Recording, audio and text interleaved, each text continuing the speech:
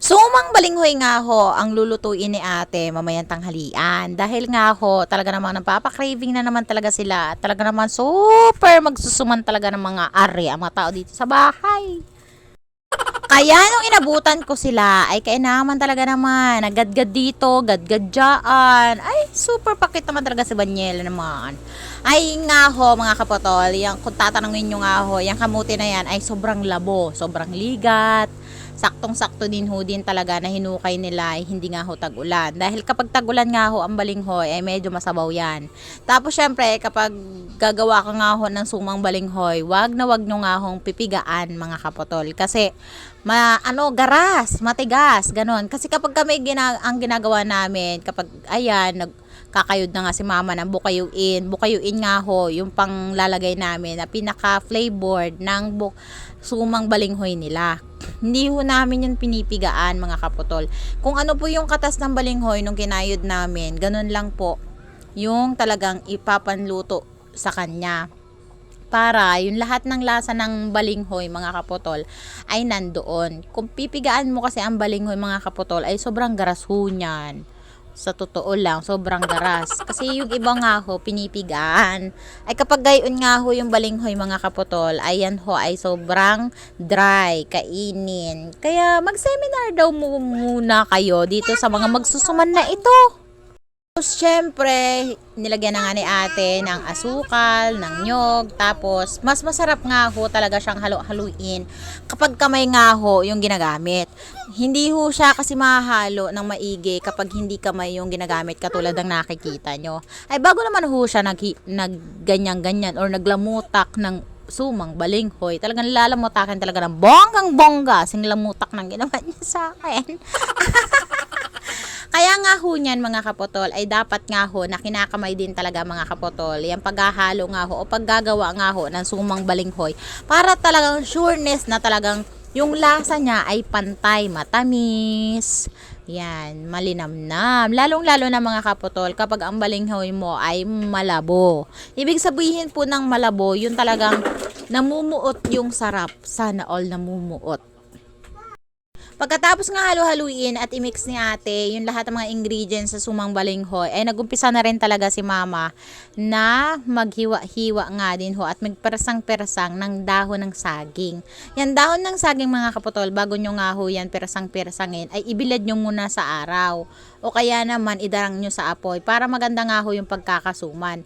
Kapag kasi ilalagay nyo na yung sumang balinghoy na nagawa nyo sa dahon ng saging at hindi ito binilad or dinarang sa kahoy, ay magbibitak po yan. Magbibitak-bitak kapag iuyupi na siya. Kaya much better mga kapotol na idarang sa kalan, sa apugan, o kaya painitan muna kapag gayan na maglalagay ng sumang balinghoy sa loob ng saging. At syempre, kita nga ninyo na gayan laang ho yung pagbabalot nga ho ng sumang balinghoy sa dahon ng saging. Kukuha lang nga ho ng mga ilang inches nga lang ho yan na hiwa ng dahon ng saging, ay dyan mo nga ho ibabalot katulad nga ho ng nakikita ninyo.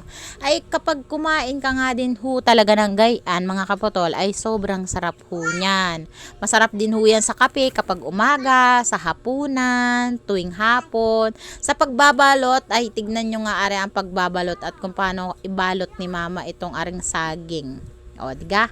O, ganyan laang. Itutupi mo lang ng paulit-ulit. Tapos, kapag natupi na siya ng pahaba, ipapatupi mo pa rin siya ng pailalim. Para kapag hindi siya magtapon-tapon yung mga sabaw niya, bago mo ilagay sa kaldero, ay nakaka-miss din talaga mga kapotol na gumawa ng gayan. Lalong-lalo na ay kapag minsan-minsan laang. Ay kung maibibenta nga lang ho niyan, ay talaga namang hindi rin ho kami nagbibenta sa sobrang sarap ho.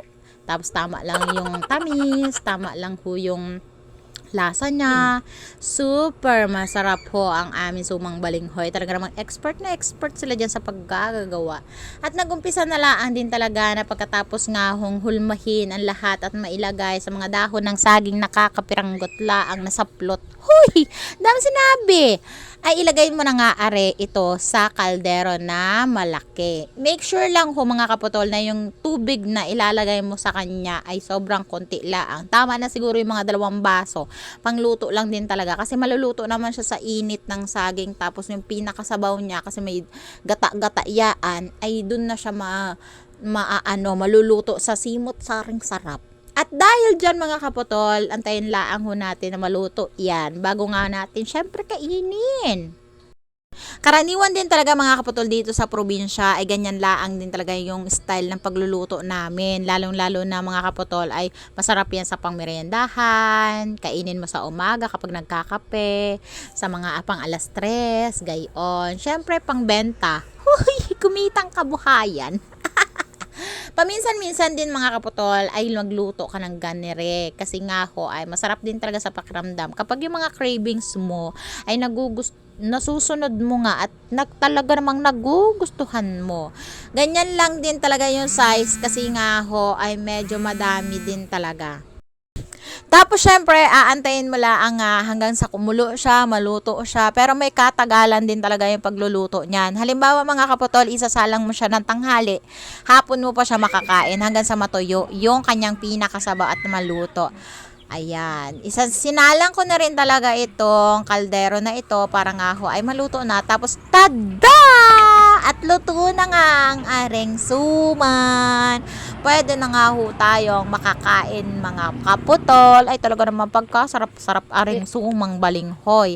Ay gawin nyo rin ito mga kaputol minsan-minsan laang. Maghanap na ho kayo ng mga malalabon na sumang balinghoy para naman kahit papaano mabusog tayo at makakain.